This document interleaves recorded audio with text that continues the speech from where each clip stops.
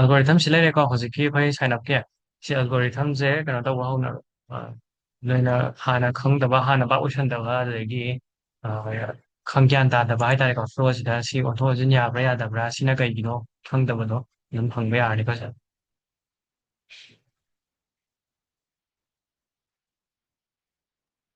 ꯁꯥꯔ passport ꯍꯁꯇꯤꯁꯤ ꯉꯔꯥꯡ ꯍꯥꯏꯕ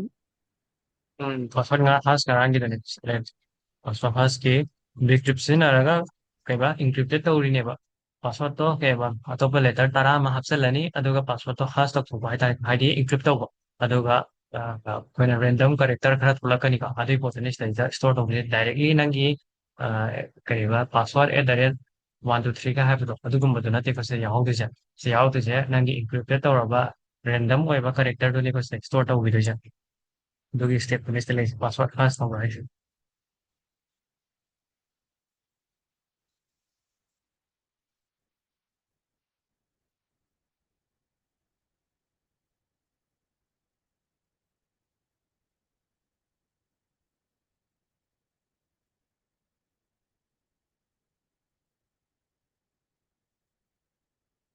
ꯂꯣꯏ ꯌꯥꯅꯔꯤꯕꯣ ꯖꯁꯅꯥ ꯌꯥꯔꯤꯕꯣ ꯖꯁꯅꯥꯁꯤ ꯐ꯭ꯂꯣꯁꯦ ꯐꯖꯅ ꯒ꯭ꯌꯥꯟ ꯇꯥꯕ꯭ꯔꯣ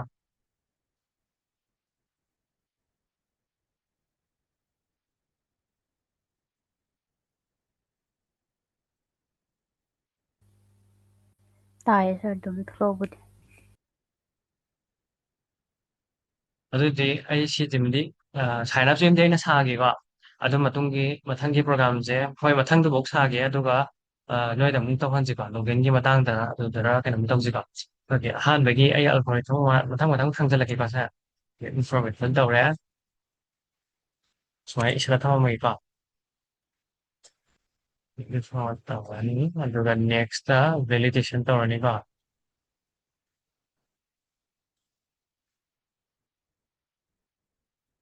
ꯚꯦꯂꯤꯗꯦꯁꯟ ꯇꯧꯔꯦ ꯅꯦꯛꯁꯇ ꯀꯩꯗꯧꯉꯥꯏ ꯌꯨꯖꯔ ꯑꯣꯜꯗꯤ ꯑꯦꯛꯖꯤꯁ ꯇꯧꯕ꯭ꯔꯥ ꯍꯥꯟꯅ ꯌꯦꯡꯗꯣꯏꯅꯤꯀꯣ ꯑꯩꯒꯤ ꯁꯣꯏꯕ꯭ꯔꯥ ꯁꯣꯏꯅꯔꯦ ꯁꯤꯅ ꯁꯤꯗ ꯊꯝꯒꯗꯧꯕ ꯚꯦꯂꯤꯗꯦꯁꯟ ꯇꯧꯕꯗꯣ ꯑꯗꯨꯒ ꯑꯦꯛꯖꯤꯁ ꯇꯧꯕ꯭ꯔꯥ ꯌꯦꯡꯉꯅꯤ ꯑꯗꯨꯗ ꯕꯛ ꯂꯩꯔꯤꯀꯣ ꯁꯤꯗꯅꯤꯀꯣ ꯂꯩꯔꯤꯕ ꯉꯁꯥꯏꯅ ꯍꯥꯏꯔꯝꯕꯗꯣ ꯁꯤꯗꯅꯤꯀꯣ ꯕꯛ ꯂꯩꯔꯤꯁꯦ ꯍꯣꯔꯦꯟ ꯅꯣꯏ ꯀꯅꯥ ꯁꯦꯝꯗꯣꯛꯄ ꯉꯝꯃꯤ ꯌꯦꯡꯒꯦ ꯑꯗꯨꯒ ꯖꯦꯅꯔꯦꯠ OTP ꯑꯦꯟ ꯁꯦꯟ ꯇꯨ ꯗ ꯏꯃꯦꯜ OTP ꯖꯦꯅꯔꯦꯠ ꯇꯧꯍꯜꯂꯁꯤ ꯍꯥꯟꯅ ꯑꯗꯨꯒ ꯃꯦꯜ ꯁꯦꯟ ꯇꯧꯍꯟꯈ꯭ꯔꯁꯤꯀꯣ ꯁꯤꯗ ꯊꯝꯒꯦ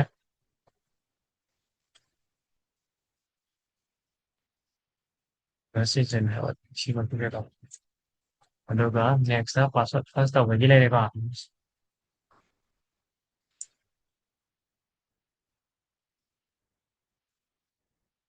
ꯐꯥꯁ ꯇꯧꯔꯦ ꯅꯦꯛꯁꯇ ꯀꯩꯗꯧꯔꯕ ꯌꯨꯖꯔ ꯀ꯭ꯔꯤꯌꯦꯠ ꯇꯧꯗꯣꯏꯕ ꯅꯠꯇ꯭ꯔꯣ ꯄꯥꯁꯋꯥꯔꯗ ꯐꯥꯁ ꯅꯦꯛꯁ ꯌꯨꯖꯔ ꯀ꯭ꯔꯤꯌꯦꯠ ꯇꯧꯒꯦꯕꯀꯣ ꯁ꯭ꯇꯦꯞ 6ꯇ ꯑꯗꯨꯒ ꯔꯦꯁꯄꯣꯟꯁ ꯇꯧꯊꯣꯛꯈ꯭ꯔꯅꯤꯀꯣ ꯔꯦꯁꯄꯣꯟꯁ ꯑꯃꯨꯛ ꯂꯥꯁꯇ ꯇꯧꯊꯣꯛꯑꯅꯤ ꯁꯤꯒꯤ ꯐ꯭ꯂꯣꯁꯤꯅꯤ ꯂꯩꯔꯤꯁꯦ ꯍꯧꯖꯤꯛ ꯍꯧꯖꯤꯛꯀꯤ ꯑꯣꯏꯅ ꯀꯩꯅꯣ ꯇꯧꯔꯤꯁꯦ ꯑꯗꯨꯒ ꯁꯤꯗꯩꯁꯤꯗ ꯑꯩꯅ ꯍꯥꯏꯔꯝꯕꯗꯣ ꯁꯤꯗꯩꯁꯤꯗ ꯏꯔꯔ ꯑꯃ ꯂꯩ ꯁꯤꯗꯩꯗ ꯏꯔꯔꯗꯤ ꯅꯠꯇꯦ ꯅꯣꯏ ꯍꯧꯖꯤꯛ ꯈꯪꯈꯤꯔꯣꯏ ꯒ꯭ꯌꯥꯟ ꯇꯥꯔꯣꯏ ꯍꯧꯖꯤꯛꯀꯣ ꯑꯗꯣ ꯅꯣꯏꯅ ꯐꯔꯅꯦꯟꯗꯒꯤ ꯊꯥꯔꯛꯄ ꯃꯇꯝꯗ ꯕꯛ ꯃꯆꯥ ꯑꯃ ꯂꯩꯌꯦꯀꯣ ꯁꯤꯒꯤ ꯕꯛꯁꯦ ꯑꯃꯨꯛ ꯈꯜꯂꯒ ꯄꯨꯊꯣꯛꯄ ꯉꯝꯕ꯭ꯔꯥ ꯌꯦꯡꯁꯦ ꯑꯗꯨꯒ ꯁꯤ ꯐ꯭ꯂꯣꯁꯦ ꯑꯃꯨꯛꯇꯪꯒ ꯄꯥꯁꯤꯀꯣ ꯌꯨꯖꯔꯁꯦ ꯀꯩꯕ ꯅꯦꯝ ꯏꯃꯦꯜ ꯄꯥꯁꯋꯥꯔꯗ ꯄꯤꯔꯛꯑꯦ ꯅꯦꯝ ꯌꯥꯎꯔꯦ ꯏꯃꯦꯜ ꯄꯥꯁꯋꯥꯔꯗ ꯑꯗꯨ ꯆꯦꯛ ꯇꯧꯔꯦ ꯁꯤ ꯄꯥꯁ ꯇꯧꯔ ꯂꯥꯛꯑꯅꯤ ꯅꯣꯏ ꯍꯥꯟꯅ ꯉꯔꯥꯡꯒꯤ ꯑꯦꯛꯁꯄ꯭ꯂꯦꯟ ꯇꯧꯈ꯭ꯔꯦꯅꯅꯤꯀꯣ ꯑꯩꯅ ꯁꯝꯃꯤꯁꯦ ꯑꯗꯨꯒ ꯃꯊꯪꯗ ꯀꯩꯗꯧꯕ ꯌꯨꯖꯔꯗꯣ ꯍꯥꯟꯅꯗꯒꯤ ꯂꯩꯔꯕ꯭ꯔꯥ ꯌꯦꯡꯉꯦ ꯏꯃꯦꯜꯗꯣ ꯌꯦꯡꯉꯒ ꯍꯥꯟꯅ ꯂꯩꯔꯝ ꯇꯥꯔꯒꯗꯤ ꯌꯨꯖꯔ ꯑꯣꯜꯔꯦꯗꯤ ꯑꯦꯛꯖꯤꯁ ꯍꯥꯏꯔꯒ ꯀ꯭ꯂꯣꯁꯇ ꯁꯝꯈ꯭ꯔꯅꯤ ꯑꯗꯨꯒ ꯂꯩꯔꯝꯗ ꯇꯥꯔꯒꯗꯤ ꯍꯥꯏꯕꯗꯤ ꯐ꯭ꯔꯦꯁ ꯑꯣꯏꯕ ꯏꯃꯦꯜ ꯑꯣꯏꯔꯝ ꯇꯥꯔꯒꯗꯤ ꯃꯥꯁꯦ OTP ꯑꯃ ꯖꯦꯅꯦꯔꯦꯠ ꯇꯧꯔꯣ ꯑꯗꯨꯒ ꯁꯤꯗ ꯑꯩ ꯁꯦꯟ ꯇꯧꯅꯕ ꯍꯥꯞꯅꯤꯀꯣ ꯁꯦꯟ ꯇꯨ ꯏꯃꯦꯜ ꯁꯤꯒꯤ OTPꯁꯦ ꯊꯥꯗꯣꯛꯇ꯭ꯔꯤꯀꯣ OTPꯁꯦ ꯁꯨꯃꯥꯏꯅ ꯊꯝꯃꯤ ꯏꯃꯦꯜꯒꯤ ꯄ꯭ꯔꯣꯒꯥꯝꯗ ꯍꯥꯞꯇ꯭ꯔꯤꯀꯣ ꯑꯣꯀꯦ ꯃꯊꯪꯗ ꯂꯩꯔꯤꯁꯦ ꯅꯝꯕꯔ 5ꯇ ꯄꯥꯁꯋꯥꯔꯗꯇꯣ ꯍꯥꯁ ꯇꯧꯊꯣꯛꯑꯣ ꯑꯗꯨꯒ ꯌꯨꯖꯔꯗꯣ ꯀ꯭रिꯌꯦꯠ ꯇꯧꯕꯤꯔꯣ ꯍꯥꯏꯕꯅꯦ ꯌꯥꯔꯦꯀꯣ ꯑꯗꯨꯒ ꯔꯦꯁꯄꯣꯟꯁ ꯇꯧꯊꯣꯛꯈ꯭ꯔꯅꯤ ꯂꯣꯏꯔꯦꯀꯣ ꯁꯤꯗ ꯑꯗꯨꯗꯣ ꯁꯨꯃꯥꯏꯅ ꯌꯦꯡꯁꯦ ꯁꯤꯗꯩꯁꯦ ꯑꯩꯅ ꯏꯔꯔ ꯑꯃ ꯂꯩ ꯍꯥꯏꯈꯤꯕꯀꯣ ꯏꯔꯔꯁꯦ ꯑꯩ ꯅꯣꯏꯗ ꯁꯣ ꯇꯧꯈꯤꯕ ꯅꯣꯏ ꯑꯗꯨꯝ ꯍꯧꯖꯤꯛꯁꯨ ꯑꯗꯨꯝ ꯈꯟꯕ ꯍꯧꯔꯛꯄ ꯀꯃꯥꯏꯅ ꯏꯔꯔ ꯂꯩꯔꯤꯅꯣꯁꯦ ꯑꯩ ꯁꯤꯗ ꯇꯧꯅꯕ ꯄꯣꯁꯃꯦꯟꯗ ꯌꯦꯡꯉꯁꯤꯀꯣ ꯑꯩꯈꯣꯏ API test ꯇꯧꯐꯝꯗ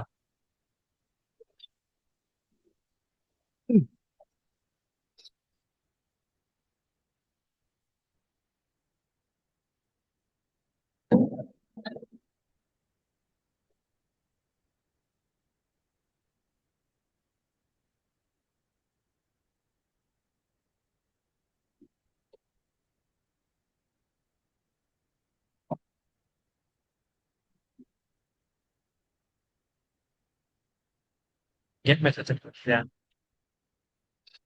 duplicate ama tawrasi ba stage that sign up thadalasi ba aduga post method name hoigise aduga on API on I've got API post sign up post sign up hairega aduga post method ni set tawge anta aduga branch nate body da thagadawni aduga zero da tawagero json 0 oina tadi irasi email da sumana pagiba aduga next da name aku da right hai serial card subscribe ka name ke sumana page sorry aduga password ta password dum hairagiba adi name email password sumai la eka sigi hairiba potse ai thagrasi ko adu si ai ngarang gi kana model sem kana sim route sem gi bra route sem lo ge ko ngarang gi dum yang ase tu di tharasi ai server start up ba server start up close sigi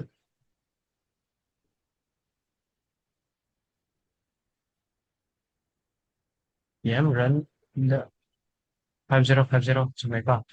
adi ai tharasi ko aduga ai OTP se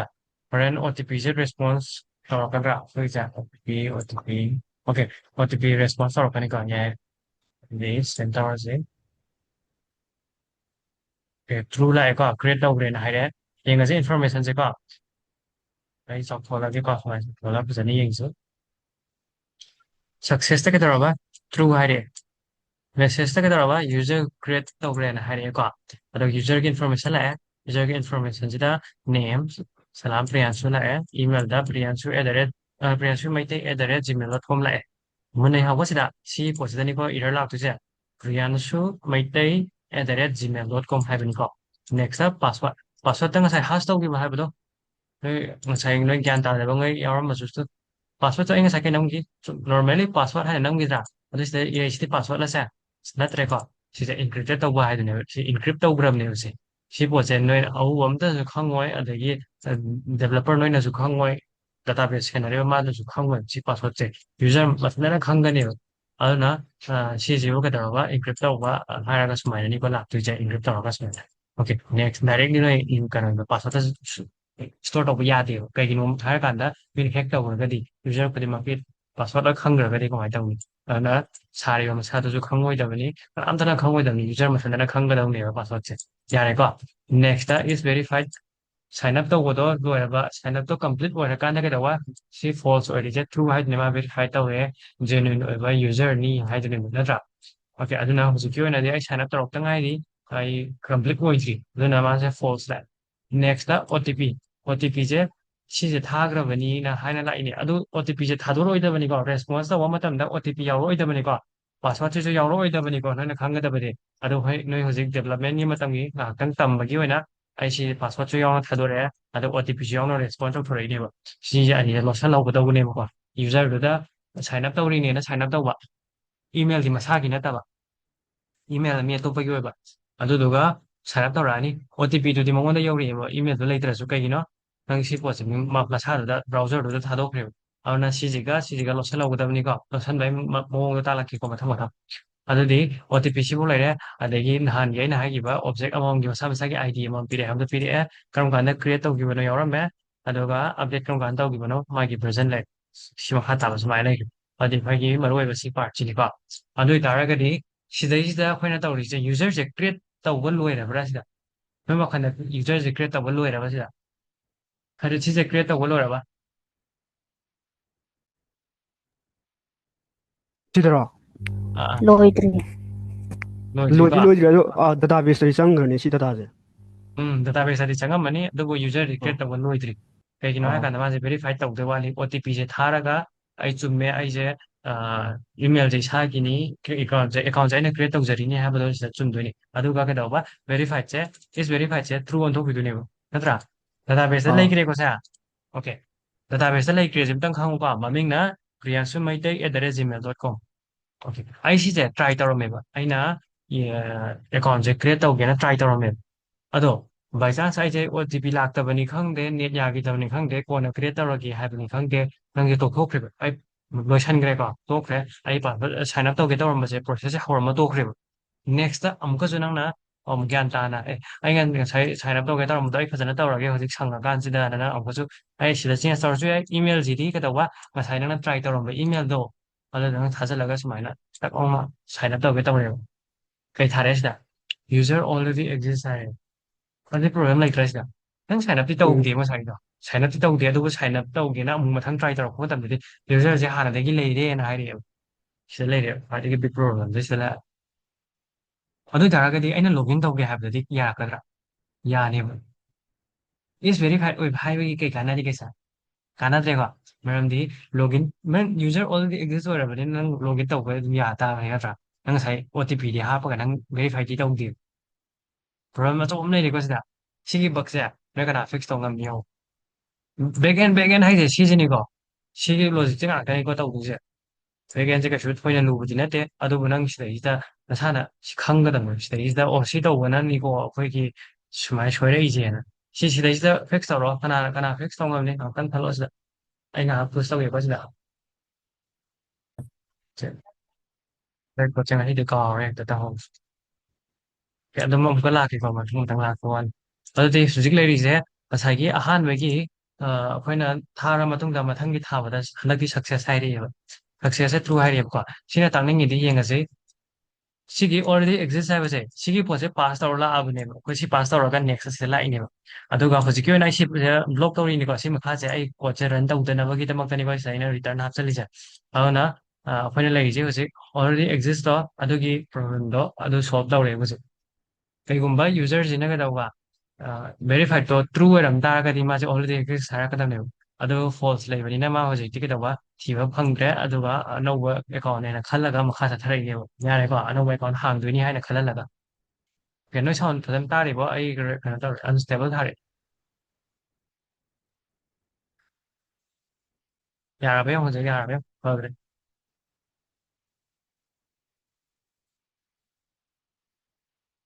ꯌꯥꯔꯦꯀꯣ ꯑꯗꯨꯗꯤ ꯍꯧꯖꯤꯛ ꯁꯤꯁꯦ ꯃꯈꯥꯁꯤꯗ ꯂꯥꯛꯑꯁꯤ ꯍꯧꯖꯤꯛ ꯀꯩ problem ꯂꯩꯅꯤ ꯑꯗꯨꯗꯤ ꯑꯩꯈꯣꯏ ꯁꯤꯗꯩꯁꯤꯗ ꯌꯨꯖꯔꯁꯦ ꯂꯩꯇ꯭ꯔꯦꯅꯗꯤ ꯍꯥꯏꯔꯦꯕ ꯀꯩꯗꯧꯕ ꯌꯨꯖꯔꯁꯦ ꯂꯩꯇ꯭ꯔꯦꯅꯗꯤ ꯍꯥꯏꯔꯕꯅꯦꯕ ꯁꯤꯗꯩꯁꯤꯗ ꯑꯗꯨꯒ ꯑꯁꯦꯡꯕꯒꯤ ꯇꯁꯦꯡꯕꯒꯤ ꯗꯇꯥꯕꯦꯁꯇꯗꯤ ꯌꯥꯎꯔꯒ ꯂꯩꯅꯦꯕ ꯃꯥꯁꯦ ꯀꯩꯗꯧꯕ ꯏꯃꯦꯜꯗꯨꯗꯤ ꯌꯥꯎꯔꯒ ꯂꯩ ꯑꯗꯨꯒ ꯚꯦꯔꯤꯐꯥꯏꯠ ꯑꯣꯏꯗꯕꯅꯦꯕ ꯇꯧꯔꯤꯗꯣ ꯅꯠꯇ꯭ꯔꯥ ꯑꯗꯨꯒ ꯁꯤꯗ ꯑꯃꯨꯛ ꯀꯩꯗꯧꯅꯦ ꯑꯗꯨ ꯑꯣꯏ ꯇꯥꯔꯒꯗꯤ ꯑꯦꯀꯥꯎꯟꯁꯦ ꯅꯧꯅ ꯑꯃꯒꯁꯨ ꯀ꯭रिꯌꯦꯠ ꯇꯧꯁꯜꯂꯛꯇꯣꯏꯅꯦꯕ ꯁꯤꯗꯩꯁꯤꯗ ꯑꯗꯨ ꯑꯣꯏ ꯇꯥꯔꯒꯗꯤ ꯏꯃꯦꯜꯁꯦ ꯍꯟꯖꯜꯂꯣꯏꯗ꯭ꯔꯥ ꯌꯦꯡꯁꯤꯀꯣ ꯑꯩ ꯗꯥꯏꯒ꯭ꯔꯥꯝ ꯌꯦꯛꯊꯣꯔꯛꯀꯦꯀꯣ ꯁꯤꯗ ꯅꯣꯏ ꯑꯅꯧꯕ ꯃꯤꯗꯗꯤ ꯒ꯭ꯌꯥꯟ ꯇꯥꯔꯣꯏꯀꯣ ꯅꯣꯏ ꯅꯧꯅ ꯊꯦꯡꯅꯕ ꯃꯤꯗꯗꯤ ꯒ꯭ꯌꯥꯟ ꯇꯥꯔꯣꯏꯁꯦ ꯍꯥꯏꯁꯦ ꯅꯪ ꯗꯇꯥꯕꯦꯁ ꯂꯩꯔꯦꯕ ꯑꯗꯨꯒ ꯅꯪꯒꯤ ꯏꯃꯦꯜꯗꯣꯀꯣ ꯁꯤꯗ ꯑꯩ ꯑꯦꯛꯖꯥꯝꯄꯜꯗꯪ ꯍꯥꯏꯒꯦꯀꯣ ꯁꯦ @gmail.com ꯍꯥꯞꯄꯒꯨꯝ ꯁꯨꯃꯥꯏꯅ ꯅꯪꯒꯤ ꯏꯃꯦꯜꯁꯦ ꯁꯤ ꯂꯩꯔꯦꯕ ꯗꯇꯥꯕꯦꯁꯇꯅꯤꯀꯣ ꯍꯧꯖꯤꯛ ꯂꯩꯔꯤꯁꯦ ꯍꯧꯖꯤꯛ ꯂꯩꯍꯟꯈꯤꯒꯨꯝꯁꯦ ꯑꯍꯥꯟꯕꯒꯤ ꯁꯥꯏꯟ ꯑꯞ ꯇ꯭ꯔꯥꯏ ꯇꯧꯔꯦ ꯑꯗꯨꯒ ꯅꯪꯁꯦ ꯁꯨꯃꯥꯏꯅ ꯇꯧꯔꯒ ꯍꯥꯞꯆꯤꯜꯂꯒ ꯀꯩꯅꯣ ꯇꯧꯔꯛ ꯇꯥꯔꯒꯗꯤ ꯀꯔꯤꯕ ꯚꯦꯔꯤꯐꯥꯏ ꯑꯣꯏꯇꯥꯔꯗꯤ ꯑꯩ ꯁꯨꯃꯥꯏꯅ ꯒ꯭ꯔꯤꯟ ꯑꯣꯟꯊꯣꯔꯛꯀꯦꯕ ꯚꯦꯔꯤꯐꯥꯏ ꯑꯣꯏꯔꯀꯥꯟꯗ ꯚꯦꯔꯤꯐꯥꯏ ꯑꯣꯏꯗ꯭ꯔꯤꯀꯥꯟꯗ ꯔꯦꯠ ꯊꯝꯒꯦꯕꯀꯣ ꯅꯪꯁꯦ ꯁꯥꯏꯟ ꯑꯞ ꯇꯧꯔꯦ ꯑꯍꯥꯟꯕꯒꯤ ꯇ꯭ꯔꯥꯏ ꯁꯥꯏꯟ ꯑꯞ ꯇꯧꯔꯝꯃ ꯇꯣꯛꯈ꯭ꯔꯦ ꯂꯦꯞꯈ꯭ꯔꯦꯀꯣ ꯑꯗꯨꯒ ꯅꯪꯅ ꯃꯊꯪꯗ ꯑꯃꯨꯛꯀꯁꯨ ꯁꯥꯏꯟ ꯑꯞ ꯇꯧꯅꯕ ꯇ꯭ꯔꯥꯏ ꯇꯧꯔꯛꯄ ꯃꯇꯝꯗ ꯀꯩꯗꯧꯔꯕ ꯁꯤ ꯄꯣꯠꯁꯤꯅꯦꯕ ꯆꯞ ꯃꯥꯟꯅꯅ ꯑꯃꯨꯛ ꯀꯩꯗꯧꯔꯕ ꯁꯤꯗꯒꯤ ꯑꯃꯨꯛꯀꯁꯨ ꯍꯥꯄꯛꯇꯣꯏꯅꯦꯕ ꯅꯠꯇ꯭ꯔꯥ ꯃꯁꯤꯗꯤ ꯑꯣꯜꯔꯦꯗꯤ ꯅꯪ ꯍꯥꯟꯅ ꯗꯇꯥꯕꯦꯁꯇ ꯂꯩꯔꯕꯅꯦꯕ ꯁꯤꯅ ꯍꯥꯞꯀꯦꯅ ꯇ꯭ꯔꯥꯏ ꯇꯧꯔꯛꯄ ꯃꯇꯝꯗ ꯆꯦꯛ ꯇꯧꯗꯣꯏꯅꯦ ꯑꯦꯛꯖꯥꯝꯄꯜ ꯀꯧꯕ ꯏꯃꯦꯜ ꯍꯥꯟꯅꯗꯒꯤ ꯌꯥꯎꯔꯕ꯭ꯔꯥ ꯍꯥꯏꯅ ꯆꯦꯛ ꯇꯧꯕ ꯀꯣ ꯑꯗꯨꯗꯩꯗ ꯑꯗꯨꯈꯛ ꯅꯠꯇꯅ ꯍꯥꯟꯅꯗꯒꯤ ꯌꯥꯎꯔꯕ꯭ꯔꯥ ꯚꯦꯔꯤꯐꯥꯏꯠ ꯑꯣꯏꯕ ꯑꯦꯛꯖꯥꯝꯄꯜ ꯀꯧꯕ ꯌꯥꯎꯕ꯭ꯔꯥ ꯍꯥꯏꯅ ꯆꯦꯛ ꯇꯧꯔꯤꯅꯦꯕ ꯑꯗꯨꯗꯤ ꯅꯪ ꯁꯤꯁꯦ ꯊꯦꯡꯅꯔꯔꯣꯏꯀꯣ ꯁꯤ ꯊꯦꯡꯅꯔꯔꯣꯏ ꯀꯩꯒꯤꯅꯣ ꯍꯥꯏꯔꯀꯥꯟꯗ ꯃꯥꯗꯤ ꯚꯦꯔꯤꯐꯥꯏꯠ ꯑꯣꯏꯗ꯭ꯔꯤꯕ ꯑꯗꯨꯅ ꯀꯩꯁꯨ ꯄ꯭ꯔꯣꯕ꯭ꯂꯦꯝ ꯂꯩꯇꯦꯕ ꯚꯦꯔꯤꯐꯥꯏꯠ ꯑꯣꯏꯔꯕ ꯑꯦꯛꯖꯥꯝꯄꯜ ꯀꯧꯕ ꯏꯃꯦꯜ ꯌꯥꯎꯕ꯭ꯔꯥ ꯌꯦꯡꯉꯨ ꯊꯤꯔꯨꯔꯦ ꯌꯥꯎꯗ꯭ꯔꯦ ꯑꯣ ꯅꯪꯁꯦ ꯌꯥꯎꯗ꯭ꯔꯦ ꯄ꯭ꯔꯣꯕ꯭ꯂꯦꯝ ꯂꯩꯇ꯭ꯔꯦ ꯅꯪ ꯂꯥꯛꯑꯣ ꯑꯗꯨꯗꯤ ꯁꯥꯏꯟ ꯑꯞ ꯇꯧꯔꯁꯤ ꯂꯥꯛꯑꯣꯅ ꯁꯥꯏꯟ ꯑꯞꯁꯦ ꯍꯥꯡꯖꯜꯂꯛꯄ ꯃꯇꯝꯗꯗꯤ ꯑꯦꯛꯖꯥꯝꯄꯜ ꯀꯧꯕ ꯑꯅꯤ ꯊꯦꯡꯅꯔꯦꯕ ꯑꯗꯨ ꯇꯥꯔꯒꯗꯤ ꯌꯥꯒꯗ꯭ꯔꯥ ꯌꯥꯔꯣꯏꯀꯣ ꯏꯃꯦꯜꯁꯤꯗꯤ ꯌꯨꯅꯤꯛ ꯑꯣꯏꯒꯗꯕ ꯅꯠꯇ꯭ꯔꯥ ꯑꯗꯨꯗꯩ ꯅꯪ ꯁꯤ ꯊꯥꯡꯖꯟꯗ꯭ꯔꯤꯉꯩ ꯃꯃꯥꯡꯗ ꯅꯪꯒꯤ ꯁꯤ ꯆꯦꯛ ꯇꯧꯔꯅꯤ ꯆꯦꯛ ꯇꯧꯔꯕ ꯐꯪꯉ ꯃꯇꯨꯡꯗ ꯀ꯭रिꯌꯦꯠ ꯇꯧꯅꯕ ꯁꯨꯃꯥꯏꯅ ꯍꯦꯛ ꯍꯥꯞꯆꯤꯟꯗ꯭ꯔꯤꯉꯩ ꯃꯃꯥꯡꯗ ꯅꯪ ꯀꯩꯗꯧꯔꯕ ꯍꯥꯟꯅꯒꯤ ꯌꯥꯎꯔꯝꯃꯤꯕ ꯀꯩꯅꯣꯁꯦ ꯚꯦꯔꯤꯐꯥꯏꯠ ꯇꯧꯗ꯭ꯔꯤꯕꯁꯦ ꯁꯤꯒꯤ ꯄꯣꯠꯁꯦ ꯂꯧꯊꯣꯛꯒꯗꯕꯅꯦ ꯁꯤ ꯄꯣꯠꯁꯦ ꯀꯩꯗꯧꯕ ꯗꯤꯂꯦꯠ ꯇꯧꯊꯣꯛꯒꯗꯕꯅꯦ ꯁꯤ ꯂꯩꯔꯦ ꯅꯦꯛꯁꯇ ꯗꯤꯂꯦꯠ ꯇꯧꯊꯣꯛꯇꯣꯏꯅꯦꯕ ꯀꯩꯕ delete unverified ꯀꯩꯕ user info unverified ꯑꯣꯏꯕ ꯍꯥꯏꯇꯥꯔꯦꯀꯣ ꯚꯦꯔꯤꯐꯥꯏ ꯇꯧꯗ꯭ꯔꯤꯕ ꯏꯟꯐꯣꯔꯃꯦꯁꯟꯗꯣ ꯑꯗꯨꯗꯣ ꯂꯧꯊꯣꯛꯈꯤꯗꯦꯕꯀꯣ ꯑꯗꯨꯗ ꯂꯧꯊꯣꯛꯍꯜꯂꯁꯤ wait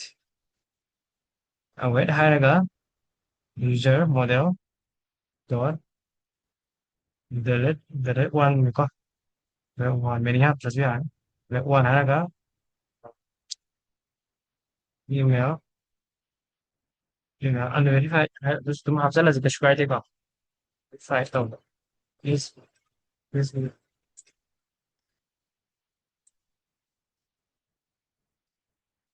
verify ka false ba VA is verified ꯆꯠꯀꯗꯧꯕ false ꯑꯣꯏꯕꯗꯣ ꯑꯗꯨꯗꯣ delete ꯇꯧꯊꯣꯛꯇꯣꯏꯅꯦꯕ ꯌꯥꯕ꯭ꯔꯣ ꯁꯤꯗ ꯁꯨꯃꯥꯏꯅ ꯊꯝꯃꯛꯀꯦ ꯁꯤꯗ ꯒ꯭ꯌꯥꯟ ꯇꯥꯕ꯭ꯔꯣ ꯁꯤꯗꯩꯗ ꯑꯩꯈꯣꯏ ꯄ꯭ꯔꯣꯒ꯭ꯔꯥꯝ ꯂꯣꯏꯔꯦꯀꯣ ꯁꯤꯗ ꯌꯦꯡꯉꯁꯤ ꯑꯗꯨꯗꯤ ꯍꯧꯖꯤꯛ ꯇꯧꯔꯤꯗꯣ ꯁꯤꯒꯤ ꯁ꯭ꯇꯦꯞꯁꯤꯗ ꯑꯩꯈꯣꯏꯅ ꯌꯨꯖꯔ ꯑꯣꯜꯔꯦꯗꯤ ꯑꯦꯛꯖꯤꯁ ꯑꯣꯏꯔꯕ꯭ꯔꯥ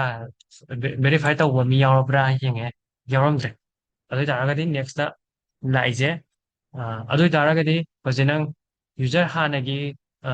ꯑꯟꯚꯦꯔꯤꯐꯥꯏꯠ ꯑꯣꯏꯕ ꯍꯥꯏꯗꯤ ꯃꯥꯁꯦ ꯍꯥꯟꯅ ꯁꯥꯏꯟ ꯑꯞ ꯇꯧꯅꯕ ꯇ꯭ꯔꯥꯏ ꯇꯧꯔꯛꯄ ꯑꯣꯏꯔꯝ ꯇꯥꯔꯒꯗꯤ ꯍꯥꯟꯅꯒꯤ ꯗꯥꯇꯥꯗꯣ ꯀꯛꯊꯠꯈꯣꯅ ꯍꯥꯏꯔꯤꯅꯦꯕ ꯁꯤꯗꯩꯁꯤꯗ ꯗꯥꯇꯥꯗꯣ ꯀꯛꯊꯠꯈ꯭ꯔ ꯃꯇꯨꯡꯗ ꯑꯩ ꯃꯈꯥ ꯇꯥꯕ ꯁ꯭ꯇꯦꯞ ꯆꯠꯊꯈꯤꯗꯣꯏꯅꯦꯕ ꯌꯦꯡꯉꯁꯤ ꯑꯗꯨꯗꯤ ꯁꯤꯗ ꯇꯧꯔꯤꯕ ꯉꯁꯥꯏꯒꯤ ꯑꯩ ꯗꯥꯏꯒ꯭ꯔꯥꯝꯗꯨꯗ ꯌꯦꯡꯉꯁꯤ ꯁꯤ ꯄꯣꯠꯁꯦ ꯊꯥꯡꯖꯜꯂꯛꯀꯦ ꯇꯧꯔꯛꯑꯦ ꯑꯗꯩ ꯍꯥꯟꯅ ꯂꯩꯔꯝꯕꯁꯤꯅ ꯄ꯭ꯔꯣꯕ꯭ꯂꯦꯝ ꯊꯣꯛꯇꯣꯔꯦ ꯑꯗꯨꯅ ꯅꯪꯁꯦ ꯊꯥꯡꯖꯟꯕ ꯌꯥꯔꯒꯁꯨ ꯁꯤ ꯄꯣꯠꯁꯦ ꯍꯥꯟꯅ ꯑꯝꯇ ꯀꯛꯊꯠꯈꯤꯒꯦꯅ ꯁꯨꯃꯥꯏꯅ ꯀꯛꯊꯠꯈ꯭ꯔꯦ ꯑꯗꯨꯒ ꯅꯪ ꯍꯧꯖꯤꯛ ꯁꯨꯃꯥꯏꯅ ꯊꯥꯡꯖꯟꯕ ꯌꯥꯍꯜꯂꯦ ꯑꯗꯨꯒ ꯚꯦꯔꯤꯐꯥꯏ ꯇꯧꯅꯕ ꯅꯧꯅ ꯇ꯭ꯔꯥꯏ ꯇꯧ ꯌꯥꯔꯦꯀꯣ ꯑꯗꯨꯒꯤ ꯁ꯭ꯇꯦꯞꯅꯤ ꯑꯩꯈꯣꯏ ꯆꯠꯂꯛꯏꯁꯦ ꯑꯗꯨꯗꯤ ꯑꯩ ꯊꯥꯖꯤꯜꯂꯁꯤ ꯍꯧꯖꯤꯛꯀꯤ ꯁꯦꯝꯈ꯭ꯔꯦꯀꯣ ꯌꯦꯡꯉꯁꯤ ꯌꯥꯔꯦꯀꯣ ꯍꯧꯖꯤꯛ ꯂꯥꯛꯑꯕꯅꯤ ꯁꯤꯗꯩꯗ ꯁꯛꯁꯦꯁꯇ ꯇ꯭ꯔꯨ ꯂꯩꯔꯦ ꯌꯨꯖꯔ ꯀ꯭ꯔꯤꯌꯦꯇꯦꯠ ꯑꯗꯒꯤ ꯀꯩꯕ ꯄꯥꯁꯋꯥꯔꯗ ꯂꯥꯛꯑꯦ ꯑꯗꯒꯤ ꯏꯃꯦꯜ ꯂꯥꯛꯑꯦ ꯅꯦꯝ ꯂꯥꯛꯑꯦ ꯑꯗꯒꯤ ꯏꯁ ꯚꯦꯔꯤꯐꯥꯏꯗ ꯐꯣꯜꯁ ꯂꯩꯔꯦ ꯑꯣ ꯇꯤ ꯄꯤꯗ ꯀꯌꯥꯕ 226479 ꯅꯠꯇ꯭ꯔꯥ ꯑꯗꯨꯒ ꯑꯩ ꯑꯃꯨꯛꯀꯁꯨ ꯇ꯭ꯔꯥꯏ ꯇꯧꯒꯦꯅ ꯀ꯭रिꯌꯦꯠ ꯇꯧꯔꯁꯤ ꯌꯦꯡꯉꯁꯤ ꯑꯣ ꯇꯤ ꯄꯤ ꯑꯅꯧꯕ ꯑꯃ ꯆꯦꯟꯖ ꯇꯧꯔꯒ ꯂꯥꯛꯑꯦ ꯍꯧꯖꯤꯛ ꯌꯥꯔꯝꯕꯅꯦꯅ ꯈꯜꯂꯤ ꯁꯤꯗꯩꯁꯤꯗ ꯅꯣꯏ ꯌꯦꯡꯉꯣ ꯁꯤꯒꯤ ꯀꯩꯅꯣꯁꯦ ꯀꯩꯕ ꯁꯤꯒꯤ ꯁ꯭ꯇꯦꯞꯁꯦ ꯌꯦꯡꯉꯣ ꯑꯩ ꯒ꯭ꯌꯥꯟ ꯇꯥꯔꯒ ꯅꯣꯏꯗ ꯀꯣꯠꯁꯦ ꯄꯤꯔꯛꯎꯔꯥ ꯅꯠꯇ꯭ꯔꯒꯅ ꯁꯨꯃꯥꯏꯅ ꯇꯧꯔꯒ ꯑꯗꯨꯝ ꯌꯦꯡꯕ ꯌꯥꯒꯗ꯭ꯔꯥ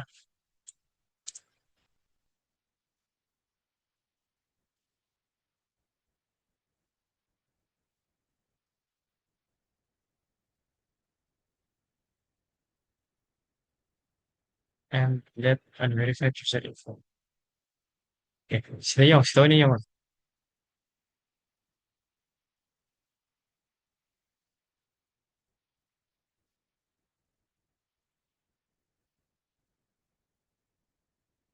yong sida ai post mo ngak tawge ko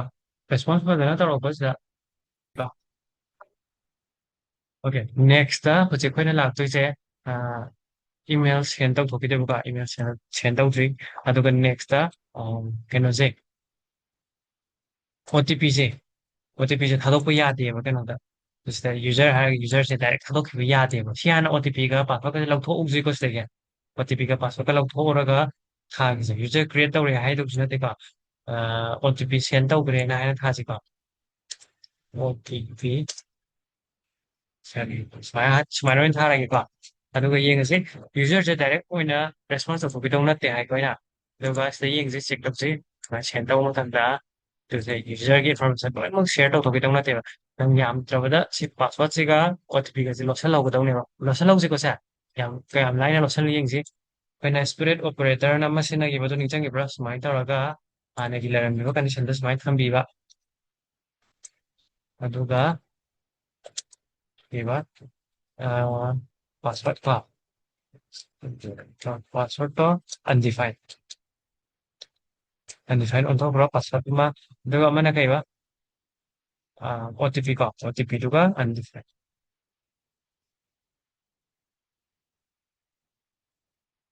ꯁꯤ ꯌꯦꯡꯉꯣ ꯍꯥꯟꯅꯒꯤ ꯂꯩꯔꯝꯃꯤꯕ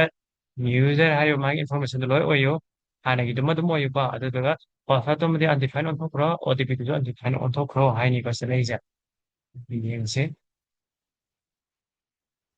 Smart Sourcing. Okay, ama wale. Okay, kasi ama wale. Tama. User step. How ba hack docs le. Sisa siya sa tubi taraga di kena torok tuneba. Kaya ba sumaina ato ko magi property khara lagi option la kaneba ba. Na sila thok kaga sige doc tikatang lawa dam ne. Torok user kaya na haga daw.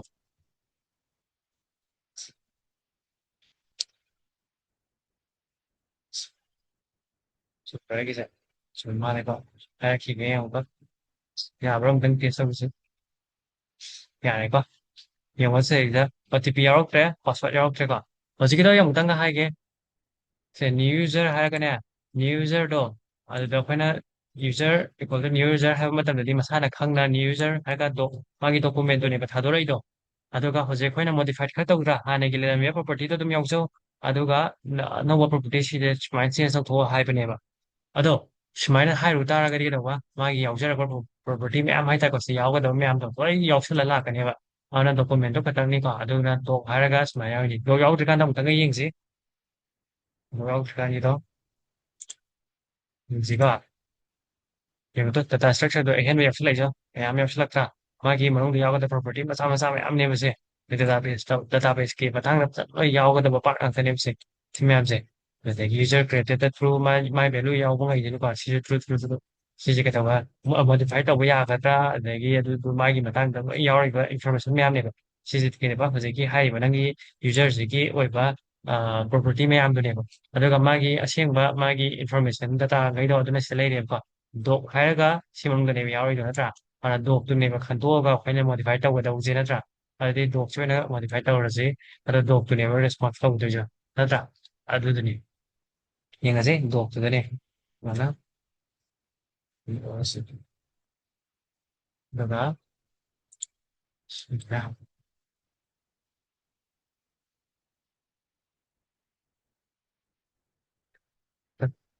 OTPꯗꯤ ꯊꯥꯈ꯭ꯔꯕꯅꯤ OTP ꯌꯥꯎꯔꯛꯇ꯭ꯔꯦ ꯑꯗꯨꯒ ꯄꯥꯁꯋꯥꯔꯗꯁꯨ ꯌꯥꯎꯔꯛꯇ꯭ꯔꯦ ꯁꯨꯃꯥꯏꯅ ꯇꯧꯔꯒ ꯁꯦꯝꯒꯗꯧꯅꯤꯀꯣ ꯌꯥꯔꯝꯃꯅꯦꯅ ꯈꯜꯂꯦ ꯑꯩ ꯁꯤꯐꯥꯎꯗ ꯑꯗꯨꯗꯤ ꯍꯧꯖꯤꯛ ꯀꯩ ꯋꯥꯠꯂꯤ OTP ꯊꯥꯗꯣꯛꯈꯤꯕꯗꯣ ꯈꯛꯇꯪ ꯉꯥꯏꯔꯝꯃꯅꯤ OTP scan ꯇꯧꯔꯦ undefined ꯇꯧꯔꯦ password undefined ꯇꯧꯔꯦ ꯍꯧꯖꯤꯛ ꯇꯧꯗꯣꯏꯁꯦ ꯀꯩꯗꯧꯕ OTPꯁꯦ ꯏꯃꯦꯜꯗ ꯊꯥꯗꯣꯛꯈꯤꯕ ꯁꯤ ꯈꯛꯇꯪ ꯉꯥꯏꯔꯦꯀꯣ ꯏꯃꯦꯜꯗ ꯊꯥꯗꯣꯛꯄꯒꯤ ꯊꯕꯛꯇꯣ ꯇꯧꯔꯁꯤ ꯑꯗꯨꯗꯤ ꯀꯩꯗꯧꯕ detailsꯇ send mail ꯌꯥꯎꯗ꯭ꯔꯤꯀꯣ messageꯊꯥꯅꯕ mailꯊꯥꯅꯕ ꯄ꯭ꯔꯣꯒ꯭ꯔꯥꯝꯗ ꯁꯥꯔꯁꯤꯀꯣ send emailꯊꯥꯔꯁꯤ send email dot choice ꯑꯗꯣ ꯑꯩ ꯁꯤꯁꯦ ꯀꯣꯄꯤ ꯄꯦꯁ ꯇꯧꯔꯛꯑꯁꯤꯔꯥ ꯅꯣꯏꯅ ꯍꯥꯟꯅꯗꯤ ꯇꯥꯛꯈ꯭ꯔꯕꯅꯤ ꯏꯃꯦꯜꯁꯤ ꯃꯩ ꯇꯥꯛꯈ꯭ꯔꯦꯀꯣ ꯑꯩ ꯀꯣꯄꯤ ꯄꯦꯁ ꯇꯧꯔꯛꯑꯒꯦꯀꯣ ꯑꯗꯨꯗ ꯑꯩ ꯀꯩꯅꯣ ꯇꯧꯔꯣ ꯄꯦꯁ ꯈꯛꯇ open ꯇꯧꯒꯦꯀꯣ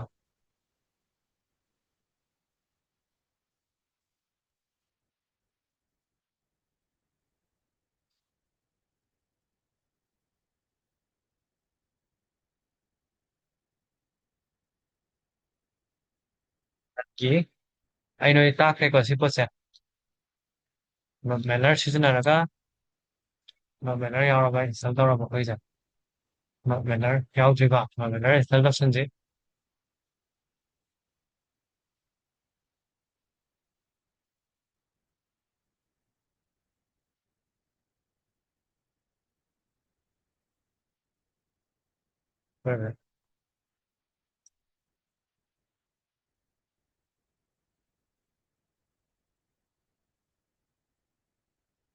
Oops. Hey, unlike this thank you.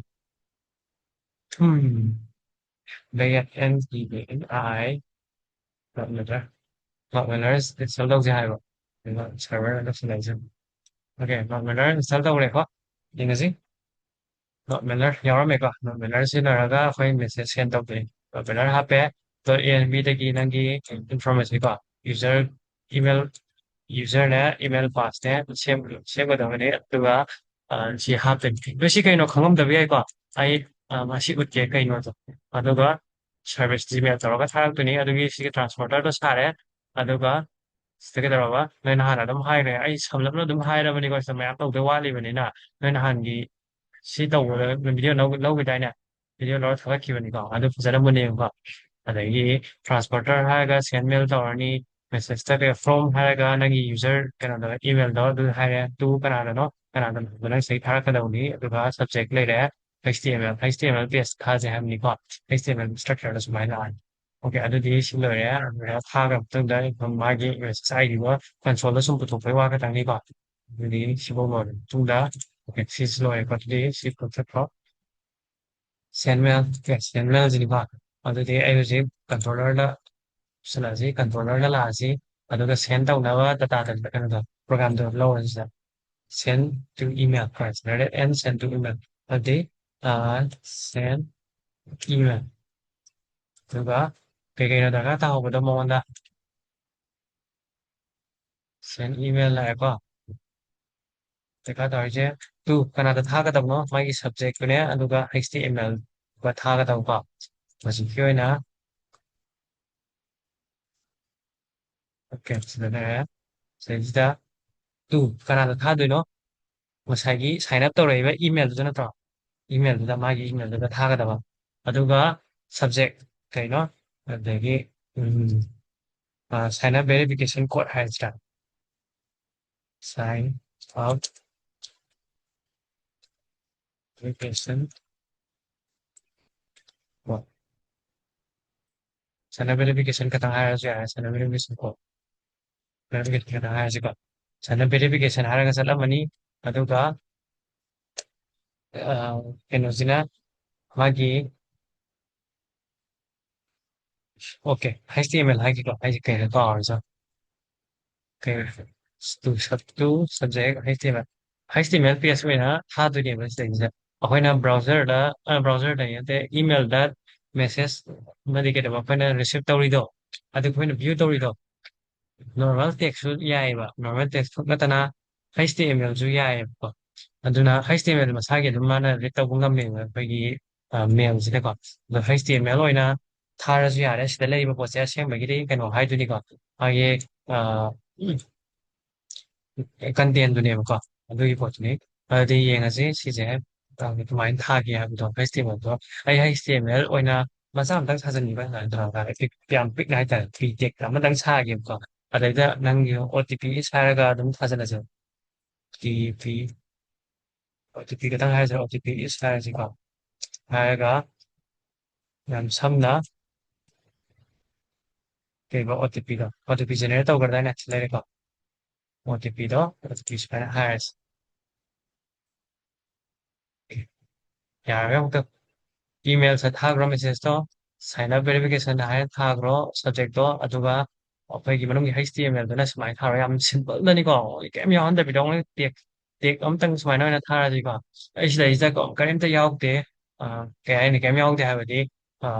ꯑꯍꯦꯟꯕ ꯀꯩꯝ ꯌꯥꯎꯗꯦꯀꯣ ꯅꯣꯏ HTML ꯄꯦꯖꯇꯣ ꯌꯥꯝ ꯐꯖꯅ ꯅꯥꯟꯅ ꯇꯣꯉꯥꯟꯅ ꯐꯥꯏꯜ ꯑꯃꯗ ꯁꯥꯔꯅꯤ ꯑꯗꯨꯒ ꯐꯥꯏꯜ ꯑꯃꯗ ꯄꯨꯁꯜꯂꯒ ꯏꯝꯄꯣꯔꯠ ꯇꯧꯔꯒ ꯑꯗꯨꯝ ꯊꯥꯗꯣꯏꯅꯦꯕ ꯑꯗ ꯑꯩ ꯍꯧꯖꯤꯛꯀꯤ ꯑꯣꯏꯅꯗꯤ ꯌꯥꯝ ꯁꯤꯝꯄꯜ ꯑꯣꯏꯕ OTP ꯈꯛ ꯊꯥꯍꯟꯁꯦꯕ OTP ꯍꯥꯏꯔꯒ ꯁꯨꯃꯥꯏꯅ ꯊꯥꯍꯟꯁꯤ ꯑꯣꯜꯔꯦꯗꯤ ꯁꯤꯗꯩꯁꯤꯗ ꯃꯦꯁꯦꯖ ꯁꯦꯟ ꯇꯧꯅꯕꯁꯦ ꯅꯍꯥꯟ ꯑꯦꯛꯁꯄ꯭ꯂꯦꯟ ꯇꯧꯕꯗꯨꯗ ꯑꯃꯨꯛꯇ ꯍꯥꯡꯇꯣꯛꯑ ꯌꯦꯡꯉꯨꯔꯣꯀꯣ ꯅꯣꯏꯅ ꯈꯪꯗꯣꯏꯁꯦ ꯍꯧꯖꯤꯛꯀꯤ ꯑꯣꯏꯅ ꯁꯤꯒꯤ ꯄ꯭ꯔꯣꯒ꯭ꯔꯥꯝꯁꯦ ꯏꯃꯦꯜꯗꯨꯒ ꯁꯨꯃꯥꯏꯅ ꯁꯕꯖꯦꯛꯇꯨꯒ ꯃꯥꯒꯤ HTML ꯄꯦꯖꯇꯨꯒ ꯍꯥꯞꯄꯒ ꯁꯨꯃꯥꯏꯅ ꯔꯟ ꯇꯧꯔꯛꯄ ꯃꯇꯝꯗ ꯑꯩ OTP ꯊꯥꯏ ꯍꯥꯏꯕꯗꯣ ꯑꯗꯨ ꯈꯛꯇꯅꯤꯀꯣ ꯅꯣꯏꯅ ꯈꯪꯗꯣꯏꯁꯦ ꯑꯗꯨꯗꯤ OTP ꯊꯥꯕꯁꯦ ꯃꯇꯝ ꯆꯪꯉꯤꯀꯣ ꯍꯥꯏꯗꯤ ꯑꯇꯣꯞꯄ ꯁꯔꯚꯔꯒ ꯇꯧꯔꯒ ꯊꯥꯅꯗꯣꯏꯅꯤꯅ ꯁꯨꯃꯥꯏꯅ ꯁꯦꯟ ꯇꯧꯔꯁꯤ ꯑꯗꯨꯗꯤ ꯁꯤ ꯄꯣꯠꯁꯤꯃ ꯂꯧꯊꯣꯛꯑꯣ OTP ꯖꯦꯅꯦꯔꯦꯠ ꯇꯧꯔꯦ ꯁꯦꯟ ꯇꯧ ꯌꯥꯔꯦꯀꯣ ꯑꯗꯨꯗꯤ ꯀꯩꯅꯣꯁꯦ OTP ꯁꯦꯟ ꯇꯧꯅꯕ ꯁꯤꯗ ꯀꯩꯀꯩ ꯗꯔꯀꯥꯔ ꯇꯥꯕ ꯏꯃꯦꯜ ꯌꯨꯖꯔꯅꯦ ꯏꯃꯦꯜ ꯄꯥꯁꯋꯥꯔꯗꯅꯦꯀꯣ ꯁꯤ ꯑꯅꯤ ꯗꯔꯀꯥꯔ ꯇꯥꯏ ꯑꯗꯨꯗꯤ ꯑꯩꯈꯣꯏ .nbꯗ ꯍꯥꯞꯆꯤꯜꯂꯁꯤ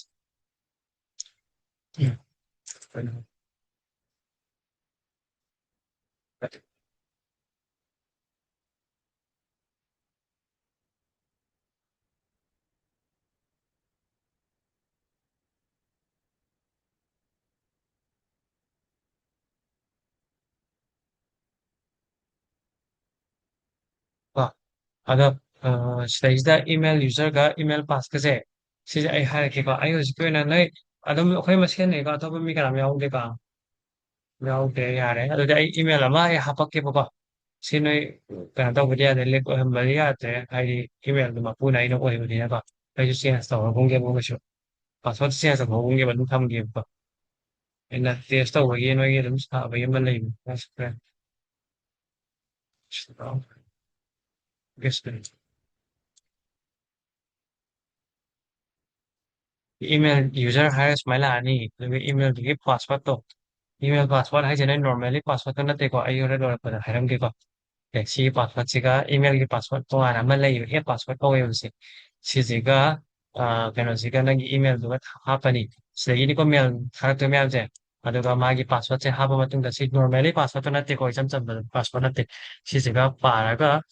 นั่งสิ่ง email ตัวนั้น message หาไปอย่างหลักตัวนี้ก็Addition is inject or any diabetes like the dot AMD de loraga si se hape addition hapaga character ya record de pero de use message la cross yang así kana kita tahu sih ya मैं कराना होगी हर के हर operate किया तो इसलिए मैं इधर तो बताऊँ Farid Farid Makuk अरे MA 754 754 yeah होएगा ये para que está आई थी पर था right पासवर्डมึงใครทำมาแกque vale ya para que haga que có thể làm cái này phải sự thật chứ mình đứng đây để một xem ngày đấy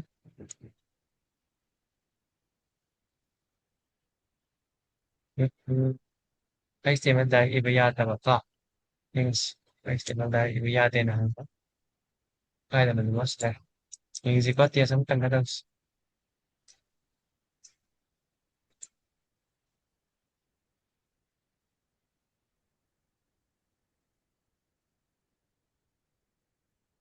cái gì hay xem mà không ai thao là mình xem mà không ai अच्छा है cái gì đó cái nó thôi cái tầm này còn string one cái tầm này còn đấy cái xem bên đây sẽ làm này có sẽ phải làm cái đó ya có string वाला था cái tầm này có hay cái nó hay xem bên đây là rồi ya vẫn là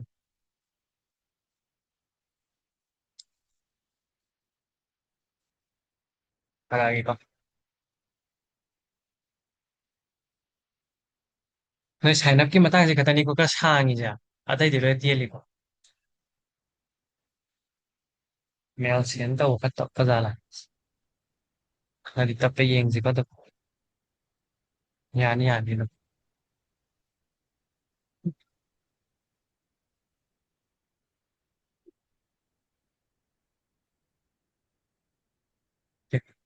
여행어 그래 기다려 그래 Lakh 3 그래야 여행지 거 같다 그래 cái nó tao rồi không spamด้วยนะ그래요 oh Lakh Amani live hay cái nó 어디 가서는 lạc nó 좀 OTP is higher live just 42090 어디 그지 너네 강도 이제 어차피 다 와야 돼 심은 신이고 강도 이제 또 아이가 나다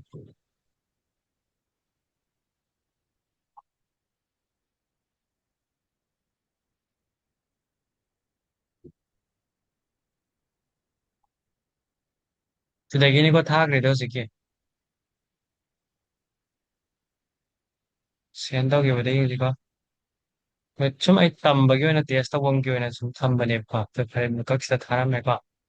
To sem OTP is haragat tharam me ko ina. Yare ko sendaw gyud di. Ko ay ko sige bingo blast have account ni ko.